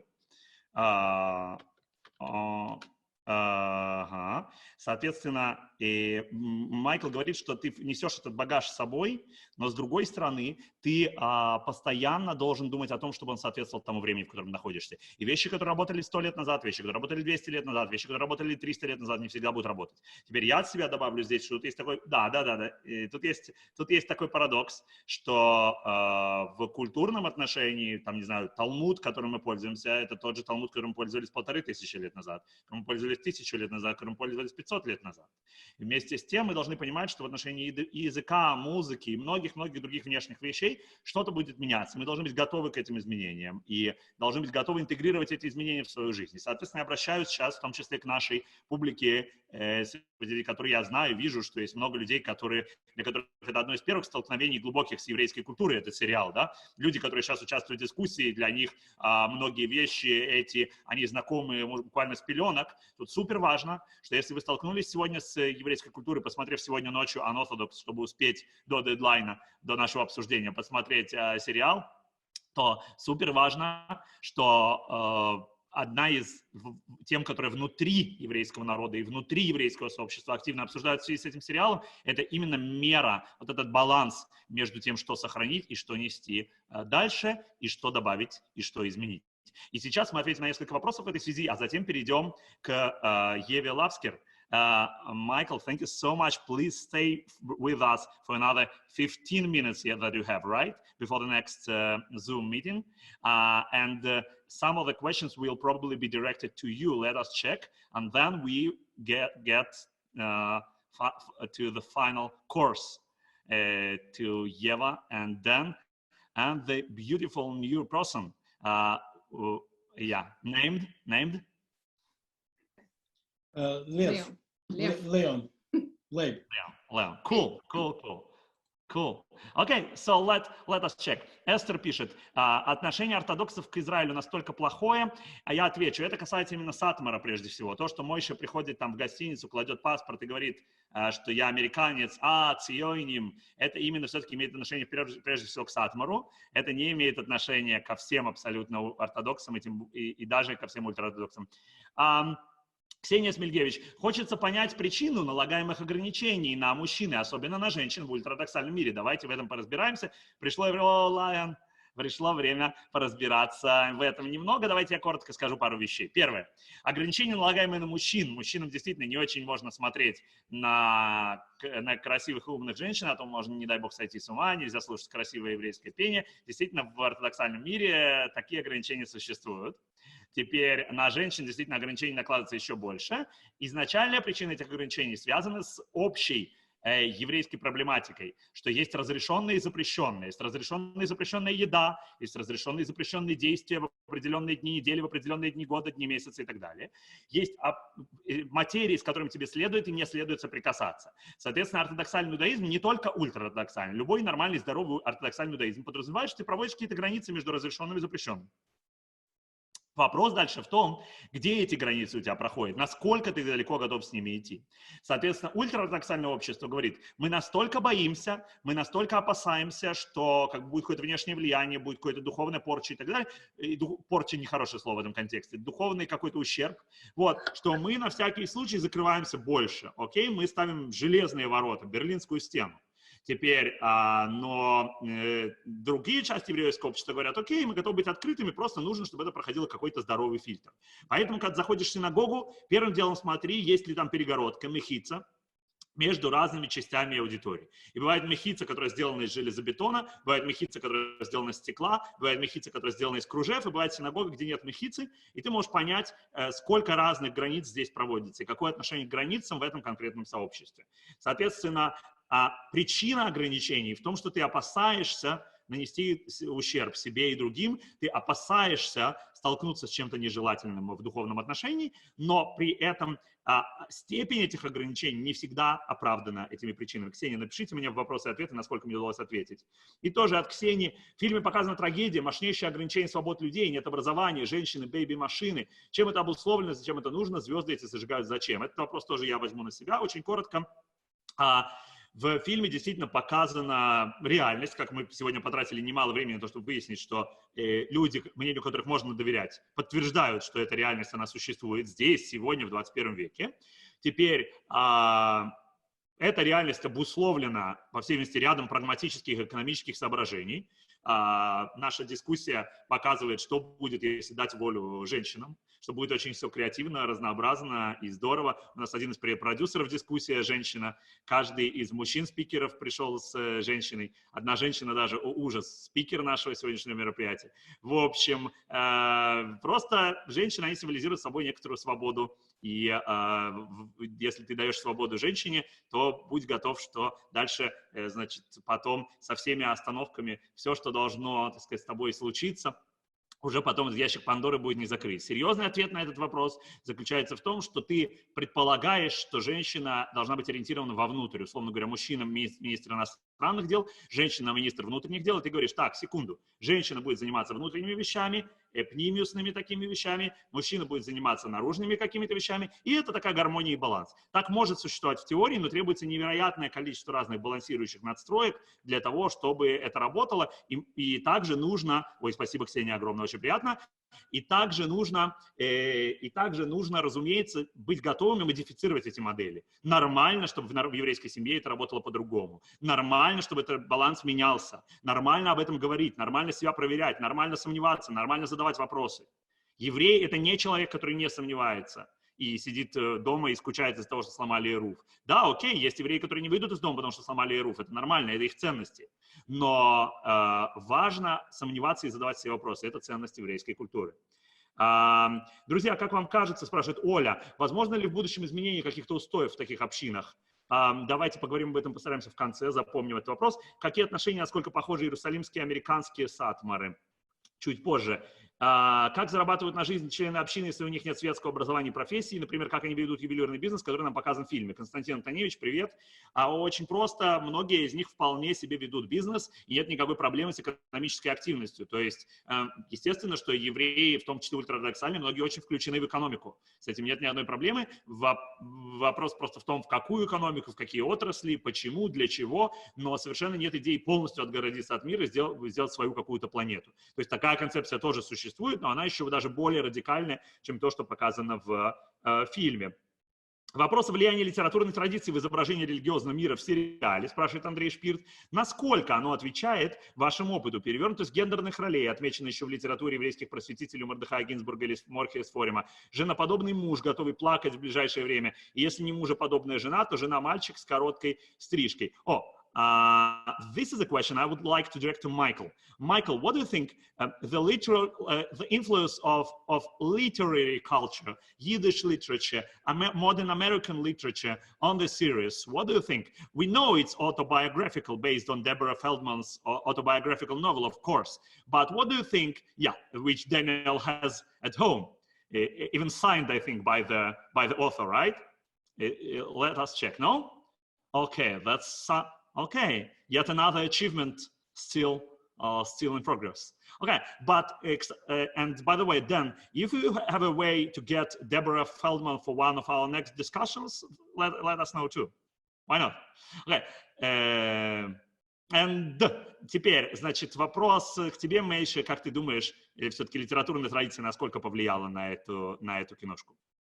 Actually, I think this would be a good question to ask Dan and Yeva.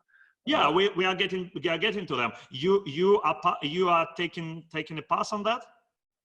Yeah, I would like to hear from him about that. I have a feeling that Dan at least could. We will be there very soon. Okay. I mean, I don't see it very much, other than that, you know, the series is addressing what it addresses in a context that has in part been shaped by American Jewish literature and other presentations and other perceptions of the Hasidic world. Майкл отвечает очень обтекаемо. Он говорит, что разные хасидские миры, которые показаны в литературе и в целом в массовой культуре, конечно, повлияли на тот хасидский мир, который создан в этом сериале. Он рекомендует нас спросить об этом Дэна и Еву. Какая прекрасная идея. Давайте сегодня поговорим с Дэном и Евой, их чудесным маленьким сыном. Давайте включать микрофон, ребята. Привет, как вы поживаете? Вы в Берлине, да? Да, пока что в Берлине. Ева, а правда, что ты родилась в Ленинграде, в Питере? Правда, да. Ох уж эти питерские. Она здесь. Она меня и родила там. Иначе я бы не знала. Мама, а маму как зовут? Марина. Марина, очень приятно. Я прожил 30 лет в Питере. А где вы в Питере жили, Марина? Мы жили в Выборгском районе, на улице Хашимина, проспект Энгельса. Очень хорошо. Метро, проспект Просвещения, да? Да.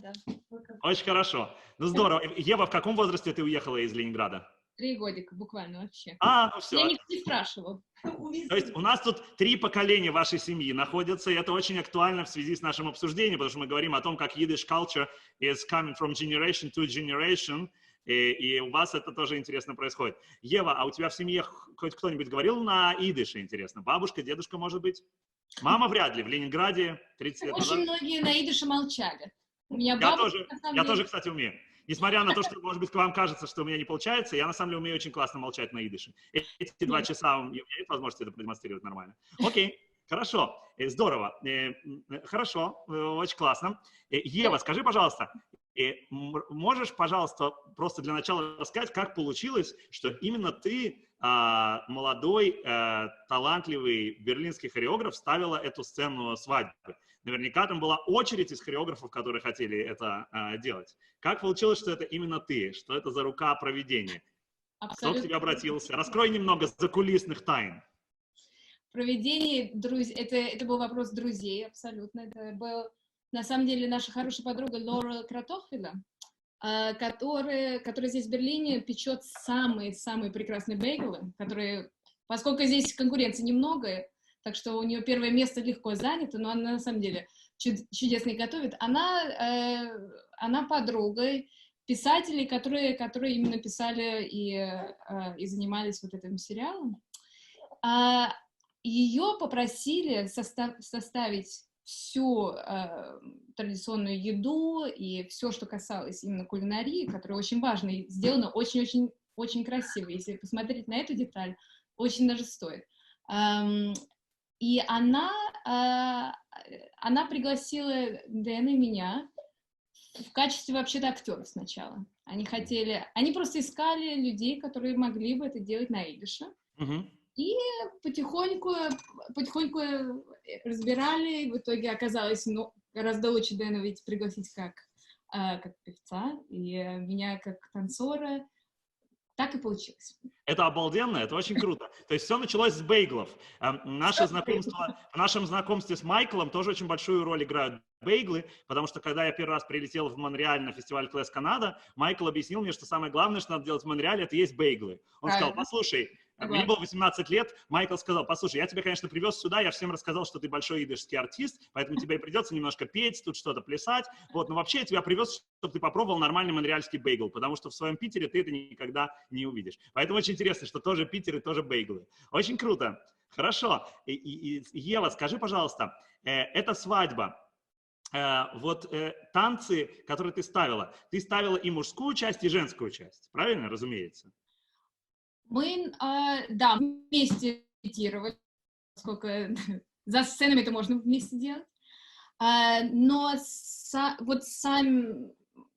сама свадьба потом происходила, на мужской части это был Элли Розен, который именно танцевал и вел тоже мужчин, и я вела женщин, и именно репетировала с Широй, что было именно важно, потому что фокус вот этой сцены был на ней именно. Скажи, пожалуйста, для Ширы это был первый опыт столкновения с идишской танцевальной традицией?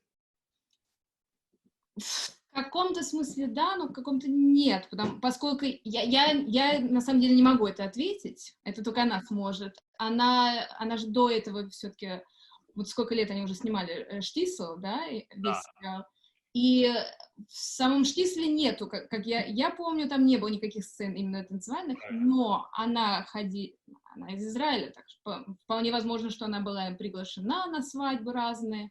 У нее было определенные вещи она знала, определенные вещи мы обсуждали, были новшеством для нее. Очень круто. Скажи, пожалуйста, когда ты предложила какое-то решение, были ли люди, которые говорили, ой, ну вот это неправильно, или ой, вот это не так? Какую роль во всем этом играл Элли Розен, какую роль во всем этом играл Джефф Уилбуш, у которого тоже есть бэкграунд сатмарский? Эти люди, они просто делали то, что ты говорила, и они говорили, ой, ну давай вот так, потому что это же евреи, да? Сейчас я объясню для нашей публики, не все знают, что это же евреи. У евреев невозможно просто сказать, танцуем так. И немедленно находится 218 человек, которые говорят, да, но только у меня есть маленький комментарий.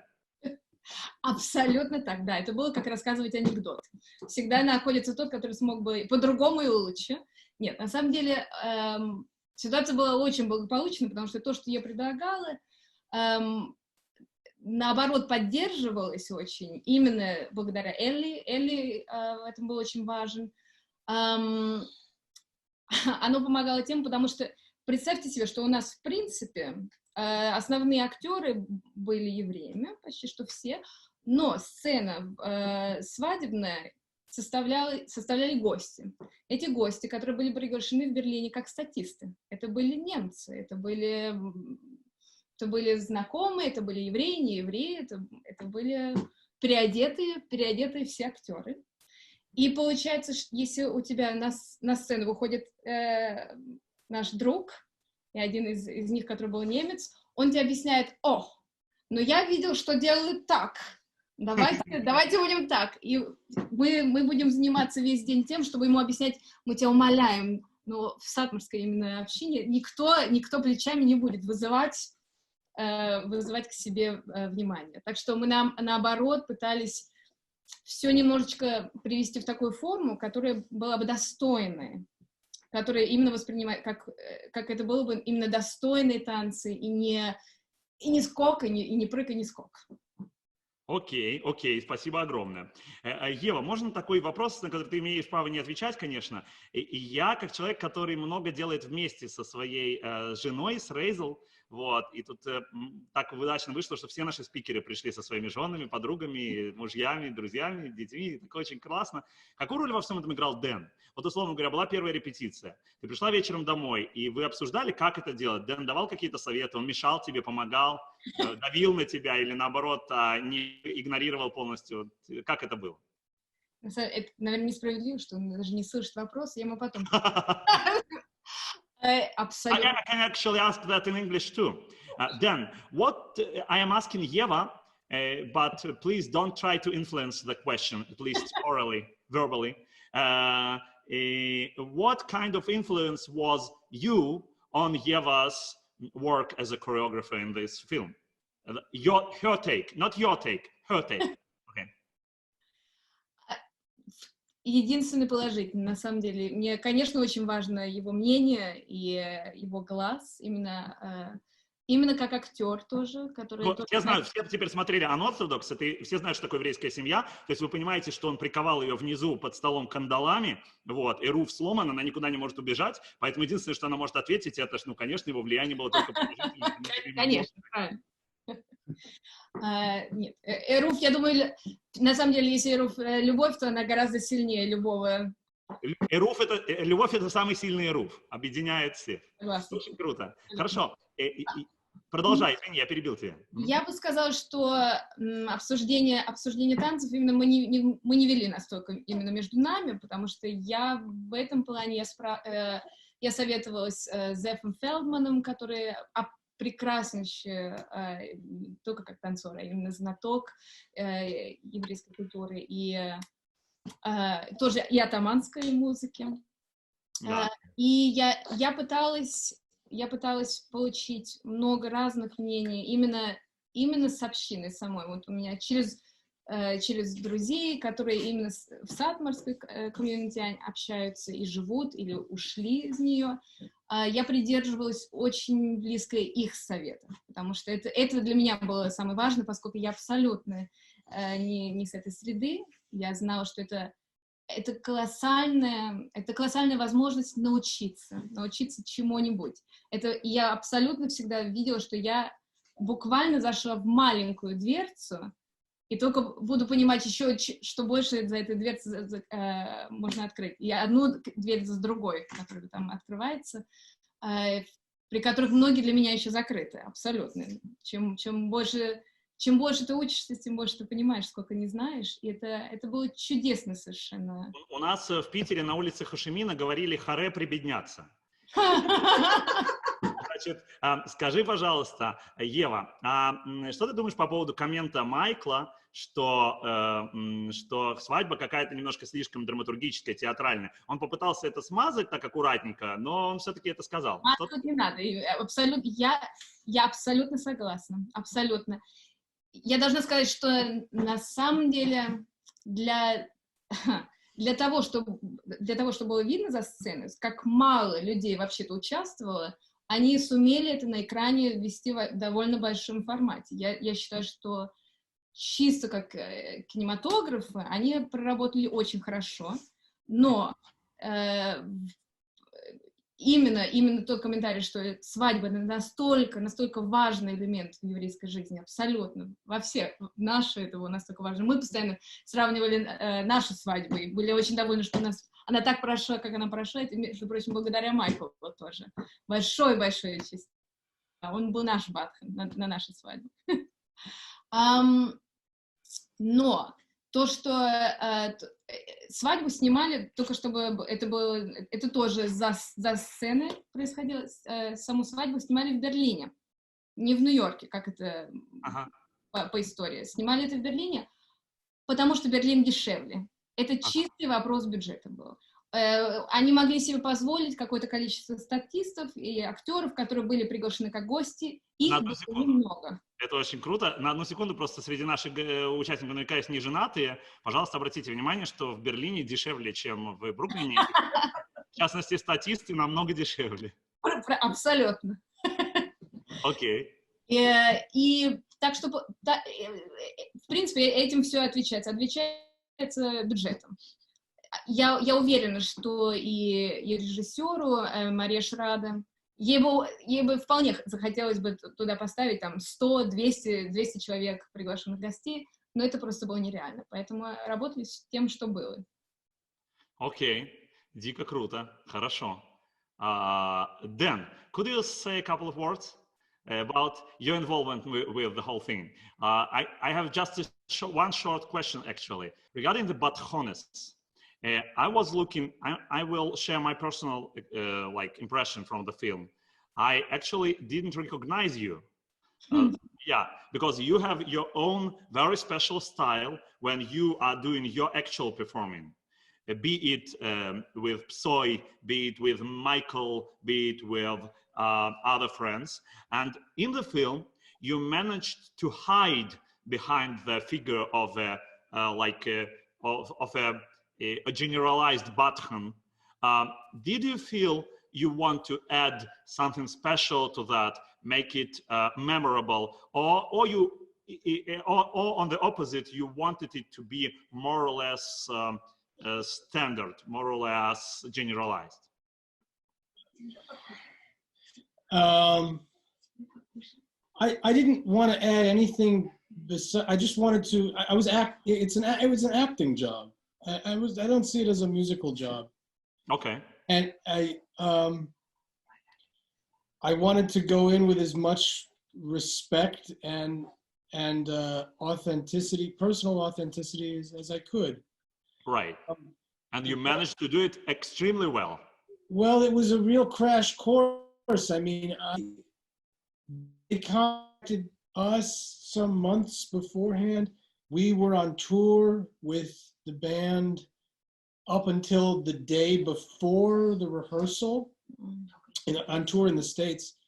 And then we came back to Berlin and we had one rehearsal? Two rehearsals. And I had not, so everything that I did, I owe completely to Eli Rosen, who was the Yiddish coach, Yiddish translator. He played the rabbi. It was really his show. I mean, if they hadn't found him, I don't know how this show would even exist. Eli is a real deep mensch, and he comes from the Satmar world. He's now, I think he had one foot still in it around the time he started working on this project. He may be out now, I don't know. You'd have to ask him. He works in the Yiddish theater a lot. So what Michael said about the authenticity of the language, that's really Sruli Eli. So Okay, let me translate for the audience, okay? Fine. So, я спросил Дэна, насколько он как Badchan, мы сейчас будем скоро отвечать на финальные вопросы, на самом деле, и если вы хотите еще успеть задать вопросы, надо писать их сейчас прямо в Q&A. Тем временем я перевожу Дэна, насколько ему было важно создать какой-то индивидуальный образ Badchana и сделать это музыкально оригинально, или ему важно было сделать обобщенного такого Badchana. Он ответил, что он не смотрит на это как на музыкальную историю, а смотрит на это. Ева, у тебя есть возможность проверять, насколько я правильно перевожу. Вот, и слава богу, мне тут никуда не спрятаться. Вот, значит, и он смотрит на это прежде всего как на актерскую историю. И это все было посреди другой, достаточно насыщенной творческой жизни Дэна, которая сейчас немножечко приостановлена, и он сейчас больше занимается семьей в силу вот этих всех обстоятельств сложных. Вот, и огромную роль в том, чтобы это было аутентично, и в том, чтобы это был настоящий Badchonis, сыграл Eli Rosen, сам выходец из хасидского мира, который очень много приложил усилий к тому, чтобы это было достоверно, в том числе в плане идиша. Он коучил всех актеров, чтобы идиш был достаточно точным. Ребята, Дэн, Ева, очень круто, спасибо огромное. Дэн, you want to add something, right? I interrupted you actually, no? Michael wants to say goodbye. Michael needs to go to another meeting. So first, we are saying goodbye to Michael, and really, thank you so much. Kudos to you. It was such a pleasure to see you and to people, actually, if you want another stream with Michael, raise your hand. If you want another stream to Michael at some point, maybe another subject, another reason, another occasion, raise your hand, because that's someone who is very, very hard to catch, yeah, there are quite a lot of people who want another stream with Michael. We will think about it. We are saying goodbye to Michael, and actually in 10 minutes sharp, we are saying goodbye to everyone. But these 10 minutes, we are going to use them at our best. So, Michael, thank you. Bye. Sei gesund und stark. Wir können dich hören. Yeah. Yeah, listen, this was a pleasure. Thank you all. I really, you know, it was wonderful to see you all, and mir sesem nachamol alevai weiter, and to hear what everyone has to say. I think I'm sorry to have to leave now. That's so. Absolutely okay. Thank you so much. Right. Okay. Then Yogi Beragovsky. Yeah. Yogi. Dan, I actually interrupted you for the translation. So if you'd like to make your point, please. Oh, no, I was simply going to say, so the Badchonis itself, because Sruli asked that as well. Well, what I did is not really Badchonis. I was being a Badchan. The Badchonis you don't really see. Right. At that point, I'm introducing the dancing. Right. And I sing at the chuppah, and there had been several meetings with Ellie and with the writers and the producers, picking the right songs and the right, you know, we sing the Bobover Wedding March melody, which is with this prayer set to it, which is a very popular melody. We as Klezmorim, we love this instrumentally. Right. And yeah, so we picked those out. Initially, they wanted my band to be playing, and that didn't really make sense. And then they wanted me to be playing the keyboard live. The music actually was recorded in a day by Benjamin Ginsberg, who is a wonderful New York-based klezmer who plays a lot of Orthodox weddings. Cool. He recorded the tracks, and then we brought in our colleague and friend Christian David, who you see playing saxophone. He had a clarinet there, but the director said no clarinet. Okay. Okay. Thank you for that. Let me just translate for the audience for a moment. Дэн говорит, что это все записывалось, музыка игралась в один день, что очень не характерно и непросто. Вот. На одном из последних этапов привлекли кларнетиста, который был с нами в прошлый раз, Кристиана Давида, который играл именно на саксофоне, а не на кларнете, потому что настаивали создатели сериала, что должен быть именно саксофон. В общем, у нас сейчас была возможность, благодаря Дэну, заглянуть за кулисы этого сериала и посмотреть, получить какой-то глимпс, получить какое-то ощущение того, как это производилось. И, Ева, тебе огромный респект за эти танцы, которые ты поставила, и за то, что ты рассказала нам сейчас о них, потому что это, ну, прямо невозможный кайф и очень-очень красиво. Просто очень-очень красиво то, что получилось. Божественно, реально. И я, естественно, ничего не видел, вот, но мне рассказали, что было очень красиво. Ну, как мужчины танцевали, я видел, да. Вот, окей, я хочу использовать 8 минут, которые у нас остались, друзья, для того, чтобы ответить на вопросы. Будьте с нами. И давайте посмотрим, что тут написали. Как вам кажется, Оля спрашивает, я оставил этот вопрос на потом, возможно ли в будущем изменение каких-то устоев в таких общинах? Да, возможно изменение таких устоев в чем угодно. Вот, мы видим, что сегодня по всему миру меняются устои, окей? На прошлой неделе мэр Нью-Йорка Билл де Блазио, значит, пытался изменить устои в еврейской общине, там были массовые какие-то похороны очередные, он сказал, что, ребят, вы что, какие массовые похороны, у нас тут коронавирус, люди мрут, как мухи, не дай бог, простите, пожалуйста, за то, что называю вещи своими именами, вот, и, пожалуйста, давайте как-то соблюдать дистанцию, вот, и это стало поводом для большой дискуссии, действительно, это же хесед шель эмет, истинное милосердие, провожать человека в последний путь и так далее, в общем, огромная дискуссия про то, что должно меняться и что не может меняться может все со временем, окей? Так, Михаил Гуревич, какие отношения, насколько похожи иерусалимские и американские сатмары? Oh, maybe Sruli can answer that. Sruli, about American and Jerusalem satmar, very, very shortly. Is there any meaningful difference to your knowledge?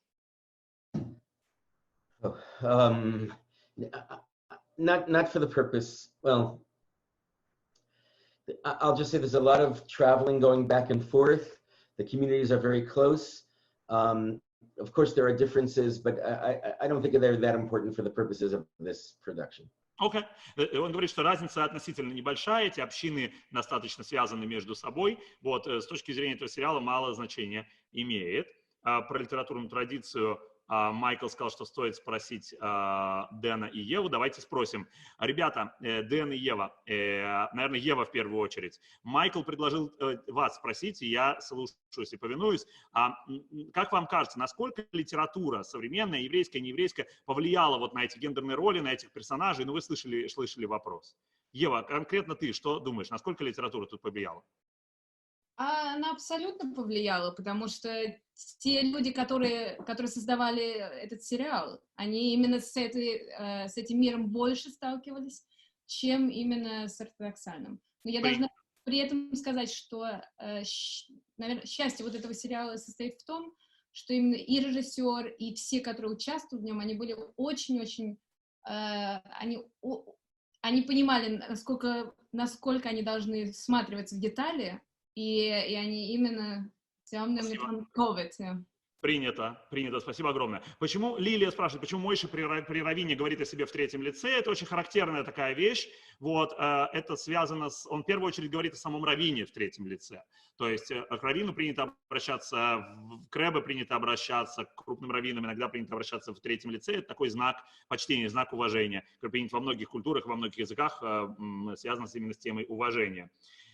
Ортодоксов разных конфессий, спрашивает Марк. Наверное, имеется в виду, чем отличаются разные ультраортодоксы, разные хасидские секты. Действительно отличаются, ну, секты сейчас слово, которое не принято употреблять. Разные хасидские дворы будет намного корректнее. Отличаются внешним видом, отличаются традициями, отличаются как внешним, так и внутренним антуражем. Про это есть книги. Например, посмотрите, в книжниках вышла книга. Настя, пришли нам, пожалуйста, ссылку сюда в чат. В книжниках вышла книга Макса Шамоты «Энциклопедия евреев земли Израиля». Такой каталог разных шляп, разных внешних видов, интересно. Ирина Резник с нами предлагает сравнить с фильмом «Неповиновение» с Рэйчел Вайс, где рассказывается об ортодоксальной общине и свободе выбора. Многие считают этот фильм гораздо более глубоким. Не могу ответить, не смотрел на «Неповиновение». Давайте оставим на потом этот вопрос, и, может быть, как-то индивидуально поговорим про это, потому что мы с Ириной знаем, как друг друга найти. Прекрасно. Песня. Ксения, да, пришлем с огромной радостью. Давайте мы пришлем в рассылку, которая придет вам всем один раз. Мы не будем вас спамить, но один раз вам придет рассылка после этой дискуссии, с записью дискуссии, я надеюсь, и мы пришлем ссылку на эту песню, которую поет Шира Хаас. Действительно потрясающе поет. Более подробно о Sex Education говорит Дарья Слободянник. Ну, давайте действительно это скажем. Про это чуть-чуть скажем. Дайте подумать одну секунду. Ну и все-таки давайте, у нас тут 4 вопроса осталось неотвеченных. И считаете ли фильм для внутреннего еврейского пользования? Нет, не считаем. Он рассчитан на внешнего пользователя, и в этом его такая необычность. И как раз внутренние пользователи страдают больше всех. Это Илья спрашивает. Беньямин, звонок Эсти своей бабушке. Почему бабушка не стала говорить с Эсти и молча повесила трубку? Бабушка все-таки сочувствует женщинам своей семьи. Почему она проигнорировала звонок Эсти? Действительно драматическая сцена. Ну, так бывает в жизни, Беньямин. Смотрите, бабушка не знала, как поступить. Бабушка, будучи разорванная между этими 2 или 3 мирами, миром Эсти, миром своей дочери, миром ультраортодоксальным, в котором находится, решила, что она не будет говорить свое слово, решила, что она не будет влиять, решила, что она в этот момент устранится. У Евы есть ответ, как у человека, вовлеченного в продакшн. Давай, Ева. Я бы тоже сказала, надо смотреть, что то, что происходило с Эсти в Берлине, это уже было написано, это уже не имеет отношения... Да, это уже не Дебора Фельдман, конечно, это уже додумано все. Это было додумано, поэтому это решение было писателей. То есть это была Алекса Каролинский и вот второй Да. Понятно. Хорошо, то есть можно спросить Алексу Каролински, почему она выбрала именно такое решение. Хорошо. И о Sex Education, Дарья Слободянник, оставили для самых надежных и верных зрителей напоследок очень коротко. Значит, действительно больная тема. Дело в том, что до сих пор даже в достаточно продвинутых, на первый взгляд, ортодоксальных сообществах большая проблема с подготовкой к свадьбе. Я сам участвовал год назад в курсе для мадрихей хатаним, то есть для людей, которые вроде как должны готовить людей к свадьбе. Вот, и один из организаторов этого курса даже был сегодня на нашем вебинаре. Вот, и, собственно, этот курс так и не завершился. То есть никто так и не нашел в себе сил пока что завершить обучение меня, как готовить людей к свадьбе, как делать вот эту самую подготовку, этот самый sex education в Москве в 2020 году и так далее. Поэтому, да, это очень-очень сложно, и как бы так аккуратно сказать, чем более открытая еврейская община, тем больше готовности говорить на эти темы. Чем более община закрытая, тем меньше готовности говорить на сложные табуированные темы, и это приводит, увы, к трагическим последствиям, потому что история Эсти и Янки была бы совершенно другой, если бы они получили адекватное половое воспитание. В этом смысле очень интересно смотреть подряд, я, конечно, так не делал, но очень интересно смотреть подряд сериал Sex Education на Netflix и потом сериал Unorthodox, или в обратном порядке. Вот. Окей. В общем, тема большая, Дарья, и можно было бы прочитать об этом отдельную лекцию в «Среди своих». Если вы в этом заинтересованы или хотите спонсировать такую лекцию, то welcome. Кстати, Настя сейчас пришлет ссылочки напоследок про то, как можно поддержать «Среди своих» образовательные программы, которые мы делаем, и также поддержать гуманитарно в людей, пострадавших от коронавируса экономически или с точки зрения здоровья. И напоследок мы оставили вопрос от Виолы. Что означает фраза, которая говорит «Янки Эсти, у путешественников другая Тора»? У путешественников другая Тора, говорит Янки Эсти. Действительно очень сложная фраза, и за ней много смыслов. И один из смыслов, который здесь содержится, это что Тора – это знание, которое меняется со временем, при том, что оно остается неизменным. Это парадокс. Ты двигаешься, ты идешь каким-то своим путем, и в результате того, что ты идешь своим путем, ты интерпретируешь Тору по-разному, на разных шагах, ты двигаешься вместе с ней, она меняется вместе с тобой, твоя Тора становится Торой путешественников. Именно такие путешественники были сегодня с нами. В первую очередь, вы все, несколько сотен людей, которые зарегистрировались и пришли на этот эфир, спасибо вам огромное. Община «Среди своих», которая помогла нам это организовать, спасибо Совету общины, спасибо мемберам, спасибо всем прихожанам. Продюсеры этого эфира, которые пригласили большинство из вас сюда, и благодаря которым вы узнали об этом событии, Артем Дертьев и Настя Венчикова. И, конечно, наши замечательные спикеры. Полиглот, мультиинструменталист, гуру клезмерского возрождения Майкл Альперт, который живет в Шотландии. Раввин, educator, entertainer, Sruli Dresdner и вместе с Лисой Майер, которые живут в Америке в штате Мэн. Спасибо огромное, что были с нами. Thank you, Sruli and Lisa, for your participation. Thank you so much for your generosity in terms of time and in terms of sharing your stories, personal experiences, and everything. And of course, last but not least, Acharon Chaviv v'mezok taf ibreish, as we say in Hebrew. Даниэл Кан и Ева Лапскер, Даниэл Кан и Ева Лапскер, и их чудесный сыночек, и замечательная Евина мама, которые были сегодня с нами и которые рассказывали о том, как идишское новое творчество проникло в сериал Unorthodox и сделало его таким особенным. И, в общем-то, на самом деле, я бы еще добавил к этому, если вы не отключитесь еще ровно 1 секунду, я бы добавил к этому, наверное, еще такую вещь, что это обсуждение заканчивается, но наша с вами дружба вполне возможно, что только начинается, и у вас есть возможность встретиться, у нас с вами есть возможность встретиться снова, и я был бы этой встрече очень рад. И меня зовут Мотл Гордон, меня очень легко найти в Телеграме, в WhatsApp, в почте, и я есть в вашем расписании практически в любой день недели. Если у вас есть 3 минуты, вы можете в пятницу послушать мой Лехаим на недельную главу. Если у вас есть 10 минут, почитайте мой Телеграм-канал. Если у вас есть 30 минут, у меня есть утренние уроки, с которых я начинаю день. 60 минут по четвергам обсуждаем новости в контексте недельной главы. 90 минут ищем в традиции решения современных дилемм, очень непростых. Вот, и надеюсь, что мы останемся вместе и сохраним связь. Всем огромное спасибо за участие в этом эфире.